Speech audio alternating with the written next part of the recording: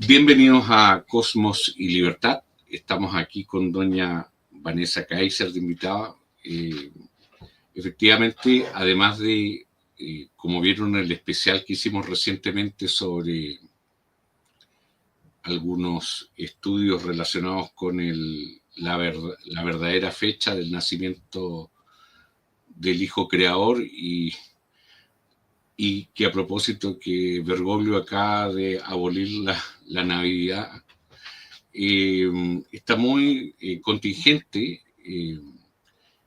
las cosas que están conectadas con la filosofía, la epistemología, la teología y también incluso con la política, entendiendo que las ideologías están basadas en un marco antropológico que está determinado por lo que tú crees, por las religiones.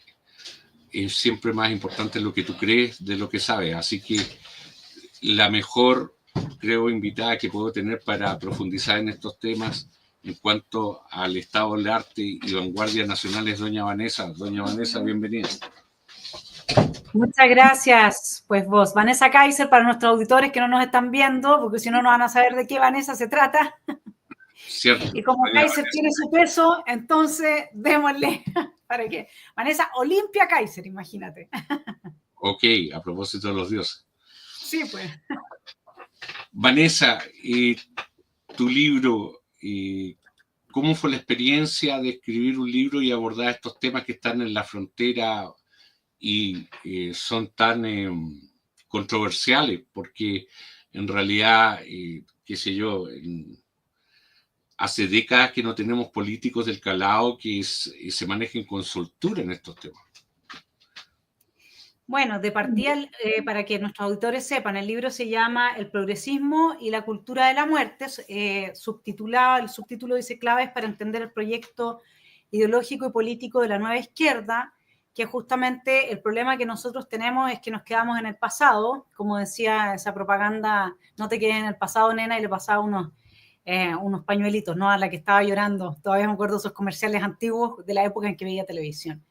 Y no hay mayor conciencia porque nosotros, por una parte, somos muy cómodos intelectualmente hablando. La izquierda en Chile sí está en la vanguardia. Si uno ve los discursos de Irina Caramanos, están al mismo nivel de los de Irene Montero, la ministra de la Igualdad en España, o de la gente de extrema izquierda. Lo sé porque tengo un muy buen amigo que estudia magíster en gestión cultural en Francia. O sea, Caramanos, por ejemplo, y toda la gente de la nueva izquierda en Chile habla un lenguaje que es globalmente, para usar el término que corresponde, globalmente usado por la nueva izquierda a nivel internacional, ¿ya?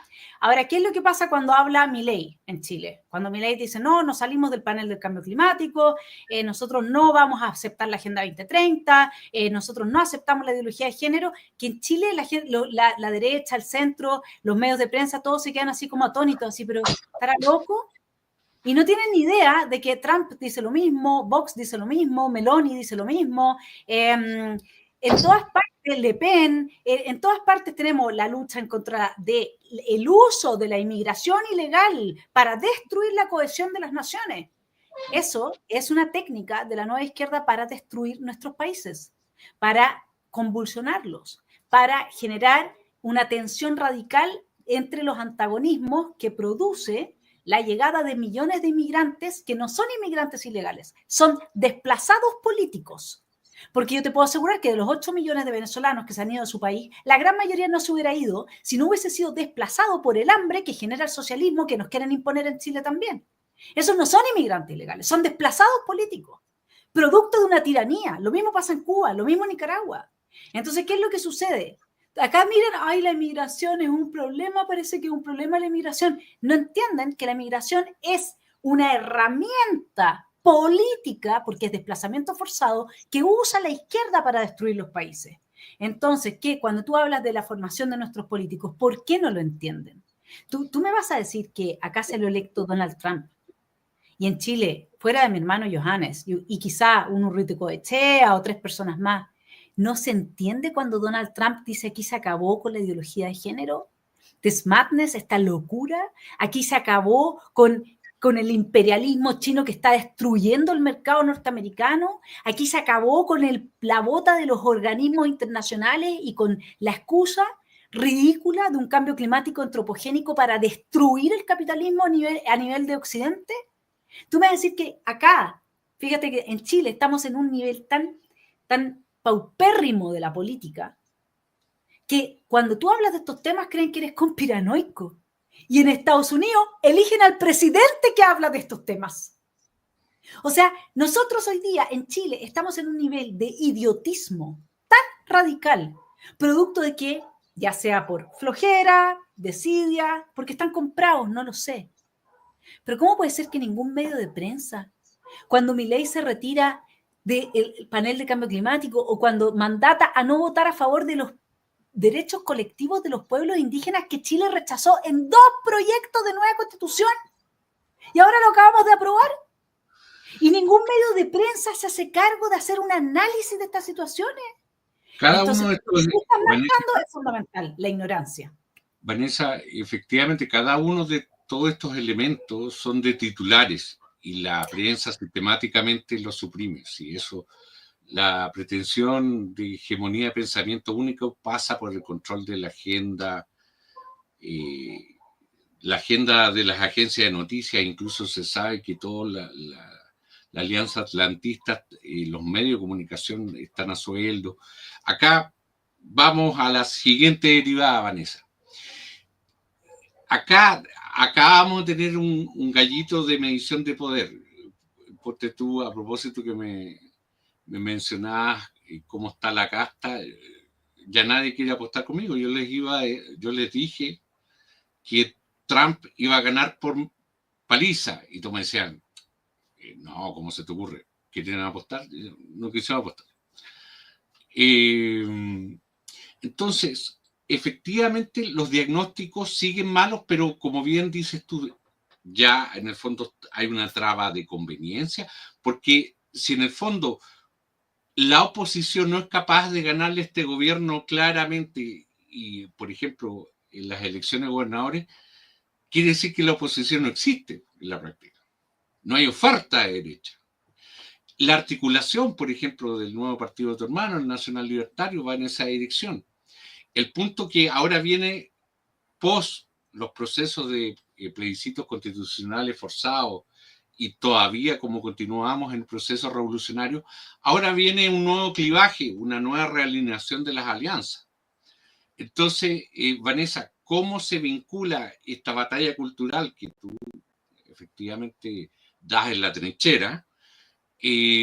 ¿Cómo ves dónde va a quedar la medida termodinámica? ¿Tú ves que efectivamente los dirigentes de los partidos están tomando posiciones respecto a estos asuntos o se están quedando se están creyendo su propia publicidad en los canales de televisión y van a morir con, entre comillas, la izquierda progresista y Chile simplemente va a ser como una veleta en todo este proceso? ¿Cómo lo ves?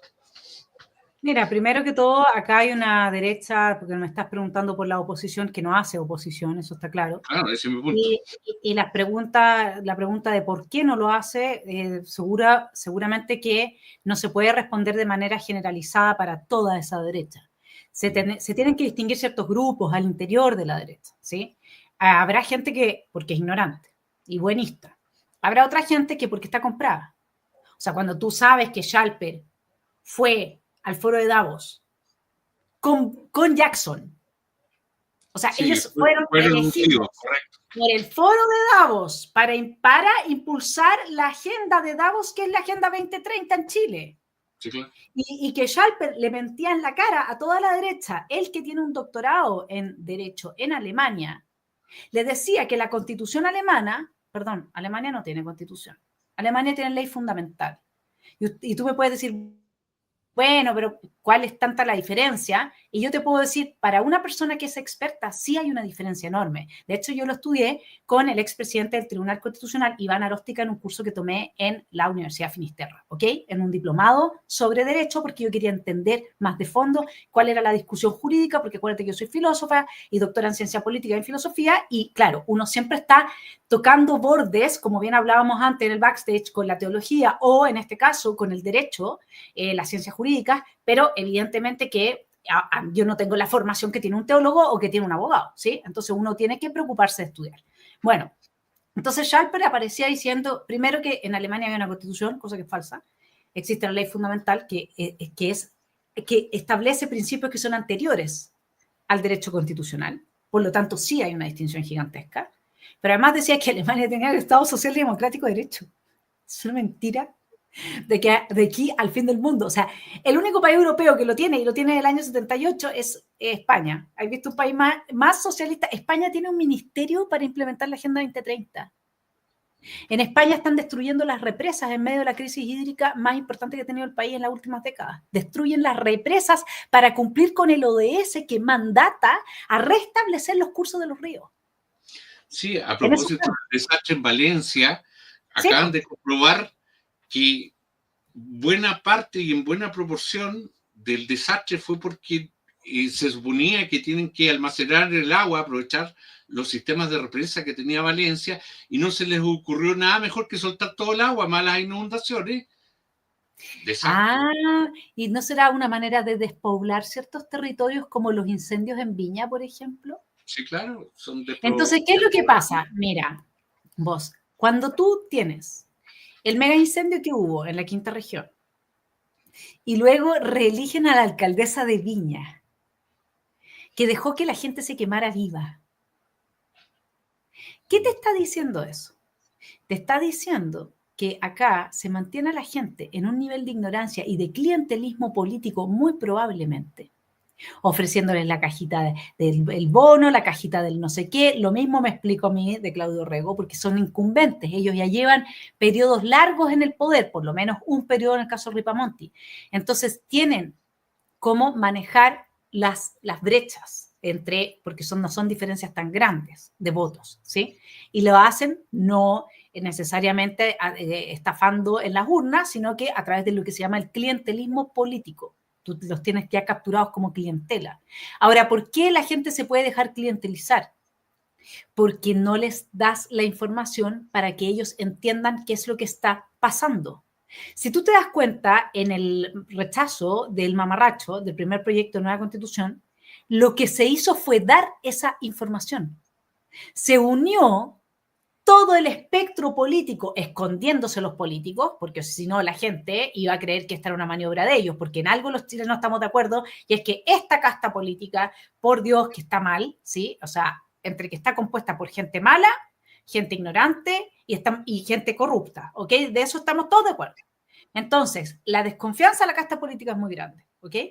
Pero tú cuando informas a la gente bien y la gente se da cuenta, cuando nos están oyendo a nosotros aquí tus auditores, ellos saben perfectamente, ellos saben que nosotros estamos acá porque se siente, porque es intuitivo, que a nosotros no nos está pagando Trump para venir a hablar de esto. La gente se da cuenta, ese es el punto. Con el segundo proceso de nueva constitución no hubo esa información no llegó a la gente, no se les explicó. Dime un solo programa de televisión, radio o entrevista en la cual se haya abordado realmente el contenido del segundo proyecto. Todo el sistema político, todo el sistema político empujando para sacar adelante el mamotreto, como le dices tú.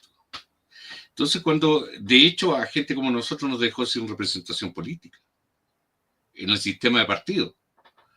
Entonces, naturalmente, estas cosas están totalmente conectadas. No hay oferta política que dé cuenta de los estertores de la institucionalidad republicana. En el fondo, eso es lo más preocupante. Volviendo a tu libro, ¿cómo ves, a propósito de estos bordes que tú tocas? En el programa anterior, creo que lo hicimos como el 2022 o algo así, la pregunta era, ¿qué característica tiene la izquierda chilena? más o menos yo dejé la pregunta sobre la mesa. Yo creo que ahora es totalmente concluyente que es anticristiana. La teología del pueblo y la teología de la liberación son proyectos totalmente luciferianos. No se equivoquen en esto. Yo estoy haciendo una serie de programas, como te mencionaba, Vanessa, donde voy a ir desclasificando estas cosas. No son ateos. Para ellos, Dios es Lucifer. Ojito, ojito. Entonces ahora estamos observando que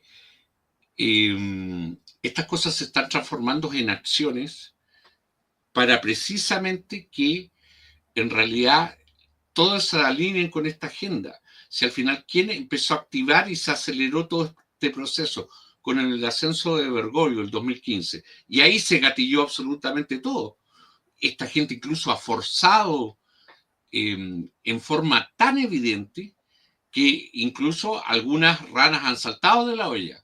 Por ejemplo, Estados Unidos. El proyecto de Trump es precisamente una persona muy ajena a la política que en el fondo tomó y se dio cuenta que todo esto era de carácter endofóbico. Están destruyendo Estados Unidos esta gente. Entonces, Vanessa, en tu libro, ¿cómo más o menos recoge esta pulsión, esta frontera anticristiana? ¿Cómo ves eso? Bueno, de partida nosotros sabemos que Dios es vida, ¿no?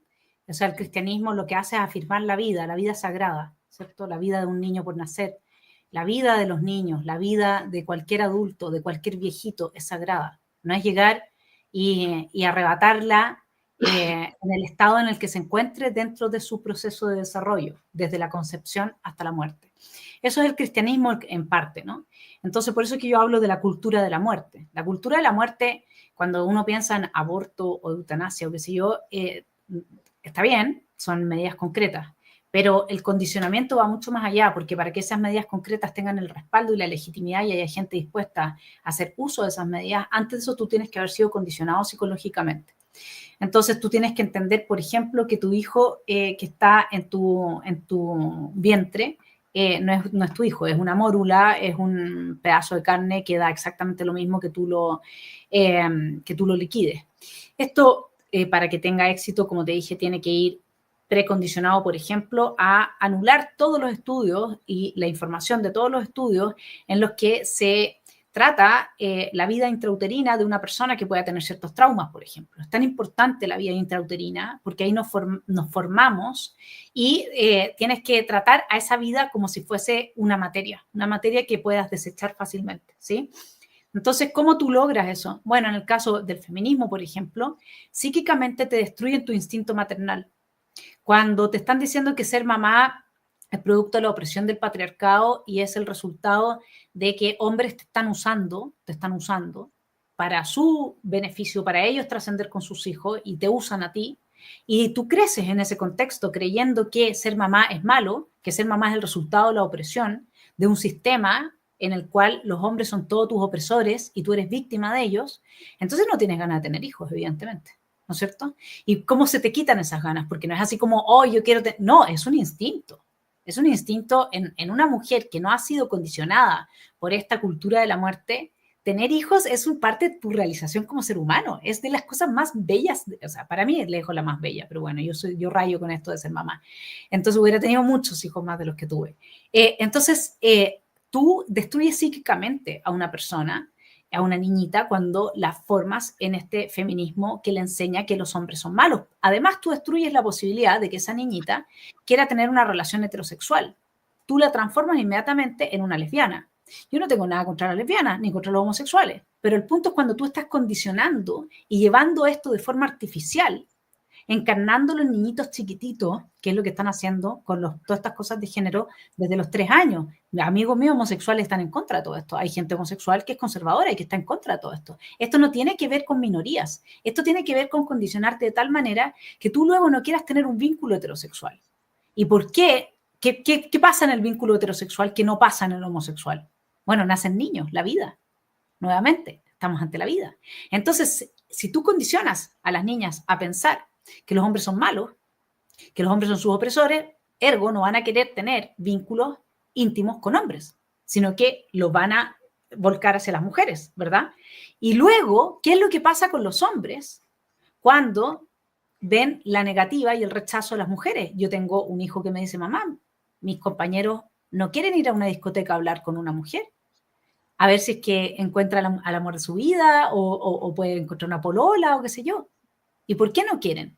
Porque tienen miedo. ¿A qué le tienen miedo? A que las niñas le digan, eso es microviolencia.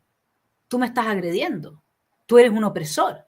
Entonces los cabros ahora se quedan encerrados, tomando ellos entre puros hombres, y ya no van a buscar una niña. Todo esto son condicionamientos culturales, esto no pasa de forma natural, esto está pensado y está instalado así para que no nazcan más niños, para que no haya gente heterosexual de la cual nacen niños, porque esas élites de porquería de las que hablábamos antes, que están en el foro de Davos, y que Milei les dijo en su cara que promovían la agenda asesina del aborto, que eran neomalthusianas. ¿Qué significa ser neomalthusiano? Significa que tú quieres reducir la población drásticamente. Para eso tú tienes que instalar una cultura de la muerte, ¿sí? Y que todo el mundo se quiera morir. Y hoy en día en los Países Bajos, yo llevo el caso de una niña que se llama Soraya, ella murió en mayo. ¿De qué murió? De que pidió una hora para suicidarse. ¿Cuántos años tenía Soraya? 28 años. ¿Y qué hicieron los psiquiatras? Le dijeron que ella nunca se iba a poder sanar. Imagínate, una niña que no había sido mamá, que no había viajado por el mundo, que no había tenido ninguna experiencia, le dijeron, ¿sabes qué? Mejor pide tu eutanasia porque no te vas a poder sanar nunca. En eso están. Sí, es evidente que todo esto hace 30 años eran consideradas patologías psiquiátricas y fueron efectivamente dentro del proceso de subversión ideológica aposta, transformados en armas contra los hombres, contra las mujeres, contra los heterosexuales, pero por sobre todas las cosas, Vanessa, contra la familia. Así es. Porque naturalmente es el último refugio del individuo y el Estado, en el fondo, en esto, la forma más fácil, a propósito de lo que mencionabas, de obtener clientes, es dejar a la persona, bueno. Sí, pues, aislada completamente, sin ningún vínculo. Correcto. Entonces, en esa dirección, Vanessa, Vanessa Kaiser, yo considero que en realidad, efectivamente, en el tema cultural, yo sí creo que las nuevas generaciones están empezando como a procesar y a entender de dónde vienen estas cosas. Los que están medio fregados son los que están entre 50, 30, esos que están como medio fritos porque ya fueron, como diría tu hermano Axel, parasitados mentalmente. En realidad aquí lo que es de interés aquí, yo creo, son el tema grueso, porque claro, uno puede hablar que esto es parte de una agenda de población, que está totalmente conectado. Si uno va a revisar la época victoriana, la época malva, qué sé yo, y lo mismo los griegos, está sumamente estudiado que, claro, cuando entran las civilizaciones en decadencia, incluso se empiezan como fideos ahí, los hombres, las mujeres, ya no parecen, los hombres no parecen hombres, las mujeres no parecen mujeres. Está todo esto bastante estudiado, pero aquí hay un agregado más, y tú lo señalaste, cuál es que en realidad típicamente estos son procesos de élite, pero ahora la pretensión es estos diseños, por diseño, esta élite en el fondo transformarlo en una agenda a lo vasto, la Agenda 2030. Entonces, a propósito que le cambiaron el nombre por la mala publicidad a 2045.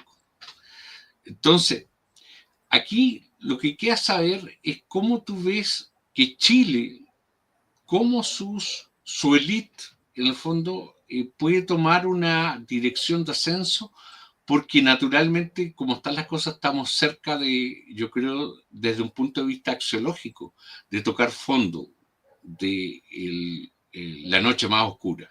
¿Cómo ves la dirección de ascenso para Chile, Vanessa? Mira, yo tengo un diagnóstico distinto del tuyo en términos del fondo, de tocar fondo, porque hace poco tuve que hacer una clase sobre Allende, ¿ya? Entonces uno como que vuelve a la historia y al volver a esa época te das cuenta qué es lo que tuvo que pasar en Chile para que el hartazgo condujera a una reacción de verdad. Disculpa, dije tocar fondo desde un punto de vista axiológico.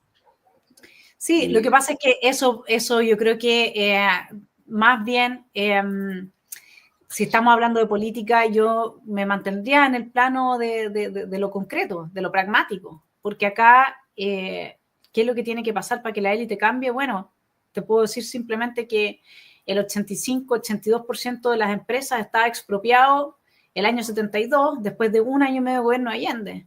Acá se está haciendo un proceso mucho más lento y tranquilo de subversión. Fíjate que recién ahora se va a aumentar un 45% el presupuesto para cultura, en medio de la crisis de seguridad en la que estamos, y que se le rebajó el presupuesto al ejército para, en vez de tener, no me acuerdo si eran 7.000 conscriptos, bajar la plana a 1.600, una cosa así, me puedo equivocar con los números, pero es algo brutal, en medio de esta crisis que tenemos. Entonces, ¿sabes qué es lo que pasa?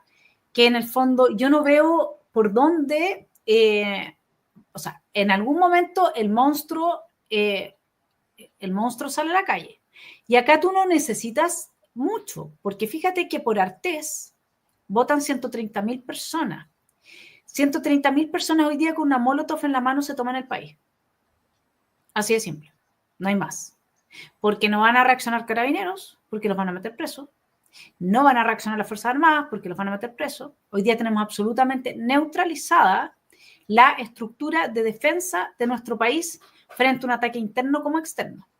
Simplemente no va a haber reacción, a menos que se produjera dentro de esa crisis el milagro de que se restablecieran los lazos de confianza entre los cuerpos armados y una cierta élite política que pudiera reconducir al país a sacarla de la crisis. Pero para eso la crisis tiene que tener a la gente haciendo colas por hambre, tiene que tener a los empresarios sin sus empresas expropiados, tiene que tener a la gente que tiene campo sin sus campos, a los que tienen una segunda casa en la playa, les tienen que haber quitado la segunda casa, el exceso de inmigración que llegó.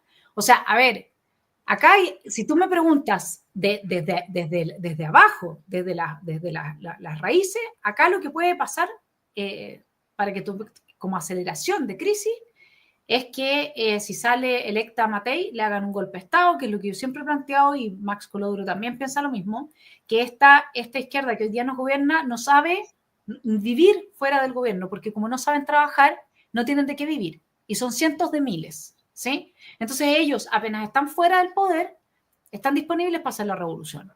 Y acá lo que puede pasar, que es un escenario que yo al menos comparto, que hay una alta probabilidad, a menos que salga Bodanovich, que esa es otra posibilidad, es que si sale Matei de presidente, le hagan después de 2 años, en que estos otros están fuera del poder, un golpe de Estado, y eso derive en una crisis con asamblea constituyente, etcétera, etcétera, que en algún momento se le dé la vuelta al monstruo y sea posible darle la pelea.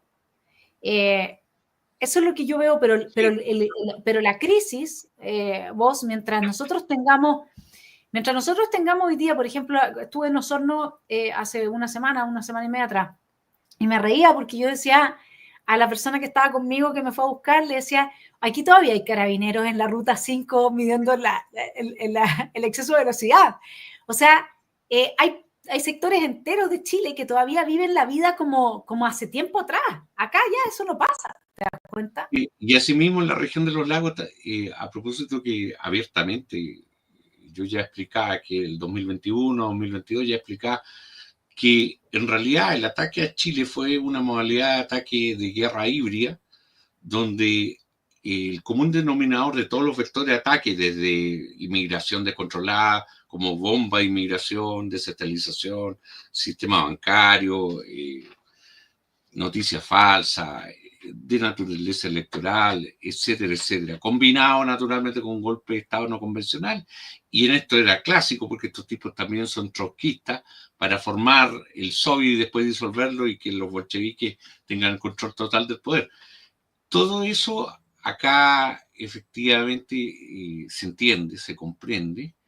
El punto es el siguiente, que en realidad les funcionó porque efectivamente el 2000, cuando asumió Piñera, no lo eligió la gente por su simpatía, sino porque Bachelet entregó el país en calamidad.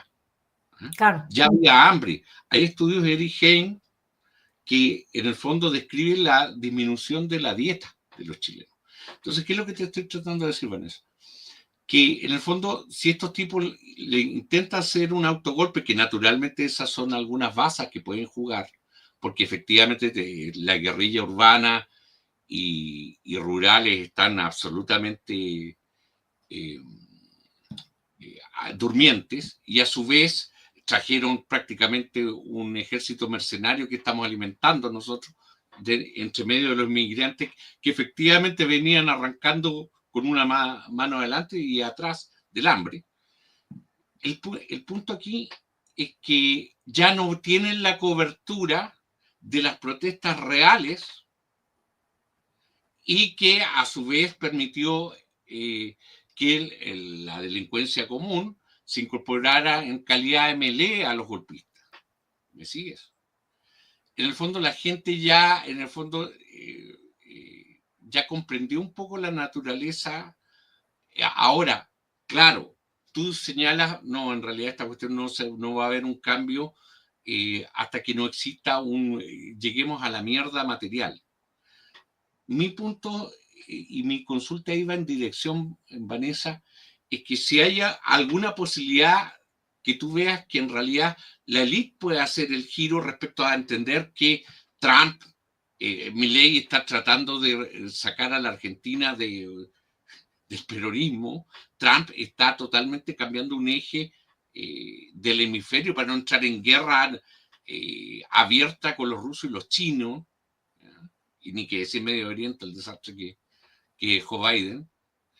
Entonces, en el fondo lo que te trato de decir, tú no ves que en Chile en realidad podamos tener una dirección de ascenso hasta que no lleguemos materialmente y que aún así se les abre las basas al proyecto revolucionario para intentar nuevamente un autogolpe.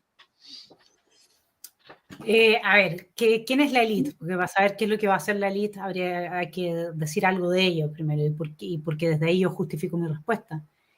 La élite tiene tejado de vidrio.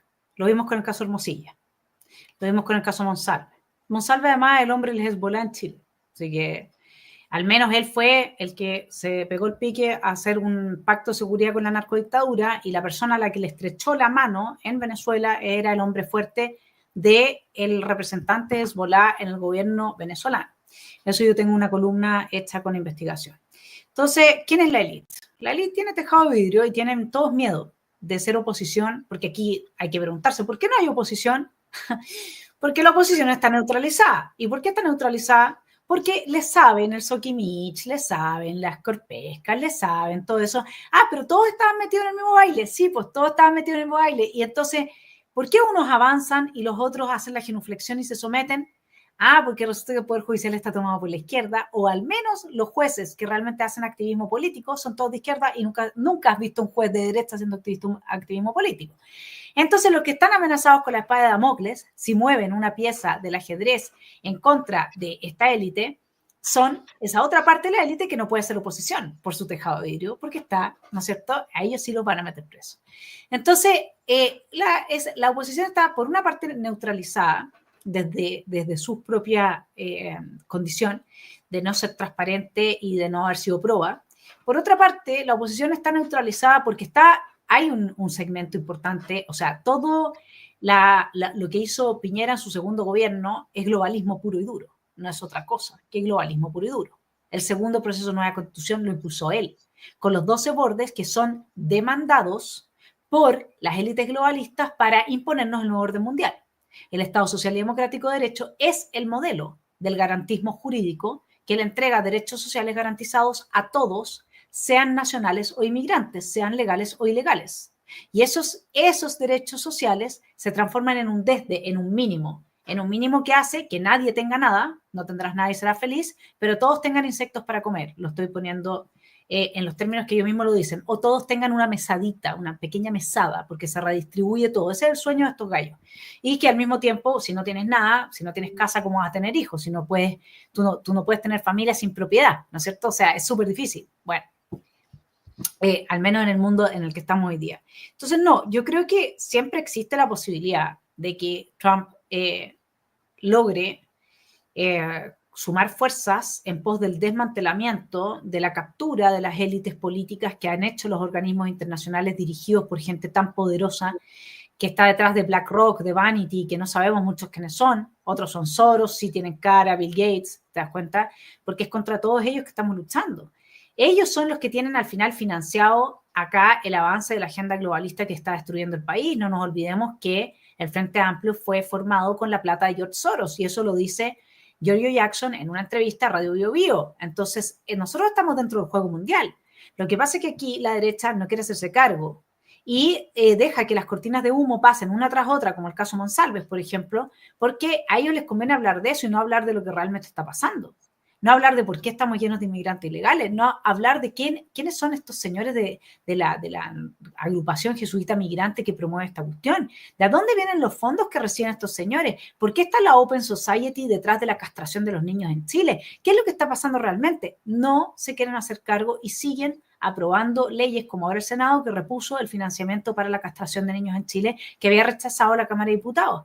Entonces, si tú ves el último titular de La Tercera, que revisé hoy día, decía que después de la elección de los gobernadores, como si los gobernadores le importaran a alguien, como si los gobernadores tuvieran un peso mínimo en algo en la vida de un ser humano. Después de la elección de los gobernadores, Chile Vamos ha decidido apoyar al gobierno y hacer alianza con el gobierno para distinguirse de republicanos. ¿De qué me estás hablando? A un gobierno que les dio un golpe de Estado, a ellos mismos. Sí. Ojo con los gobernadores, son los únicos de carácter ejecutivo en las regiones que pueden hacer cumplir la Constitución y las leyes contra la locura del poder central. Ahora, tú eres muy asertiva en el sentido de que acaba el Senado de reponerle el presupuesto al Instituto Nacional de Derechos Humanos, que el organismo que aseguró la impunidad de los golpistas. ¿Ya? En el fondo, claro, hay que distinguir de los que y la persecución de los que se parearon. Entonces, ahí tú te das cuenta que la derecha en realidad estructuralmente, no puede dar el servicio al país todavía, lo estoy diciendo muy suavemente. Por eso es que, claro, tú podrías reconducir los flujos de dinero que hoy día tienen compradas muchas almas a que se vendan para el otro lado. Y desde ahí se podría producir ese cambio que tú me estás diciendo sin tener que tocar fondo, en términos materiales, y entrar en la revolución y en el próximo golpe de Estado y en la nueva asamblea constituyente y en todo eso.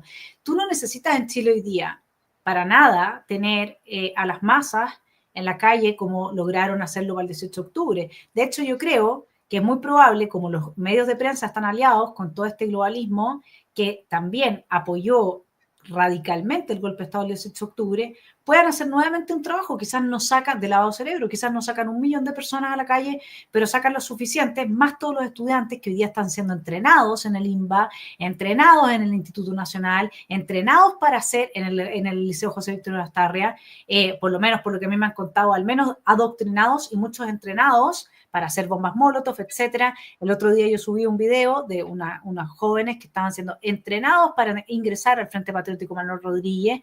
Estos gallos no paran. Si nosotros creemos que aquí hay tranquilidad, no hay ni una tranquilidad. Aquí se sigue avanzando para preparar las condiciones para el próximo punch que lo van a hacer sí o sí.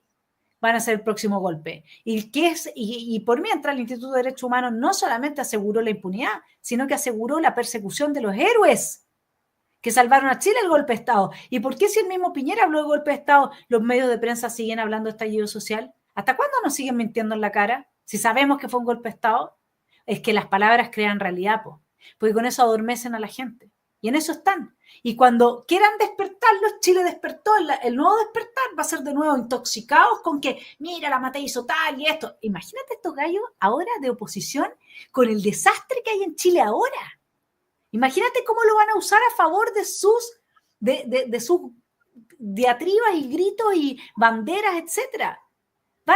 Van a destruir a Evelyn Matei si sale presidente. Y el otro día yo estaba en una reunión donde ella dijo, cuando le preguntaron si estaba dispuesto a hacer uso de sus facultades como presidente, de usar la fuerza pública, obviamente, para detener un golpe de Estado que pudiera haber en su contra, y tú sabes lo que respondió.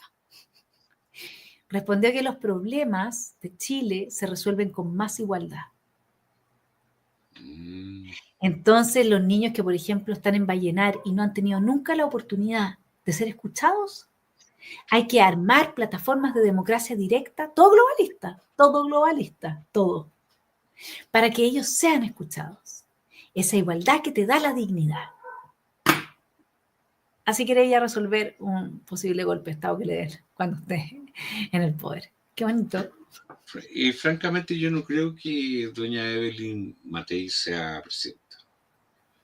Porque no, simplemente la derecha que fuera en contra y buena parte de también de un porcentaje de derecha que fue a favor, pero fue a favor con dolor de guata, nunca va a votar por Matei. Ojo. Yo creo que sí, yo creo que al final, mira, también decíamos lo mismo de primera, pero si la persona que está enfrente a Matei es Winter, si la persona que está frente a Matei, no sé, sí, obviamente que van a salir a votar por Matei, lógicamente que sí. Imagínate Camila Vallejo. La ley del mal menor es inescapable en esos casos, lamentablemente. Sí, claro, y a propósito que la gente de derecha fue a votar por Boric para que no salga Jadwe. Sí, pues se pueden dar algunas combinatorias peligrosas, efectivamente. Vanessa, para ir cerrando, ¿cómo observas en realidad, sobre todo para el cristianismo y un proceso de descristianización bastante avanzado por lo demás en todo Occidente, particularmente en Chile? La gente, efectivamente, ¿tú crees que se va a seguir tragando la propaganda? Que, no sé, pues si en rigor Chile Vamos ni siquiera califica como liberal al apoyar todo el tema de la identidad de género, al no tratar a los hombres y las mujeres como, con igualdad ante la ley. ¿Tú crees que en realidad la gente, incluso el mal y el error, en el fondo lo va a seguir apoyando? Un poco conectado con la primera pregunta hace un rato. ¿No crees que pueda haber un nuevo despertar y que, porque al final, si tú piensas en Milei, el caso de Milei, que es muy folclórico de Argentina, todo lo que tú quieras, pero es un pequeño grupo de gente que en el fondo dijo basta. Se supone que tu hermano, a través del Partido Nacional Libertario y una nueva cámara de dirigentes, tiene precisamente esa misión de decirles basta. Entonces, ¿tú crees que en realidad esta cuestión va a funcionar como la termodinámica a nivel material y que no hay vuelta como para que no terminemos en escenarios de guerra civil, escalamiento en realidad, en rigor? Mira, yo no sé si vamos a terminar en una guerra civil o la gente simplemente se va a someter como lo hizo en tiempo de pandemia. Hoy día yo todavía veo gente que anda caminando con mascarilla por la calle, es impresionante. El nivel de las nuevas generaciones de falta de educación y de consumo de drogas altísimo, altísimo. Yo creo que aquí se puede producir una guerra de todos contra todos, pero como guerra civil, así como de bloques en pugna, y además para que se desate la guerra civil normalmente tiene que producirse una división en las Fuerzas Armadas, en apoyo unos de uno, otros de otros, como para la del 91, con Balmaceda. Eso no lo sé. Sé que les encantaría a estos zurdos eso, porque a los globalistas, si nos matamos todos, entre todos, le hacemos fácil la pega, pues. Al tiro le reducimos la población de forma importante y despejamos territorio y queda todo como ellos lo quieren, ¿no? La Pachamama. Lo que yo sí tengo súper claro es que lograron, para el segundo proceso de nueva constitución, dar vuelta republicano. Es decir, incluso la gente con mayor coraje y con los principios más claros se autoengañó en un determinado momento y estuvo dispuesto a hacer la genuflexión frente al cambio de matriz ideológica de Chile hacia un modelo socialista. También sé que hubo 8 personas que se sentaron a una mesa a negociar un nuevo proceso de nueva constitución de forma totalmente ilegal e ilegítima y violando la soberanía. También sé que esa gente sigue dentro de las cúpulas del poder y que no han sido removidas y no han enfrentado ningún juicio por haber violado la Constitución. Por lo tanto, yo creo que a la élite el resultado de las elecciones le importa un reverendo huevo y que lo único que podría cambiar de manera democrática el escenario es que se eligiera realmente a gente que fuese muy, muy dura y que no transara bajo ninguna circunstancia sus principios. Cuando tú ves los resultados de los gobernadores, te das cuenta que Chile todavía no está entendiendo lo que pasa.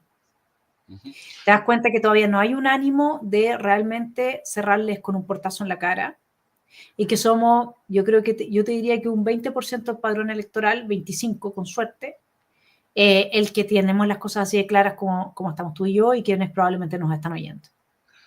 Ojo, Vanessa, a propósito de un poco la dirección de lo que te estoy planteando, la región de los lagos,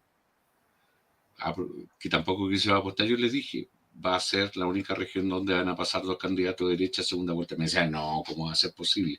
Va a ser el cisne negro. ¿Por qué?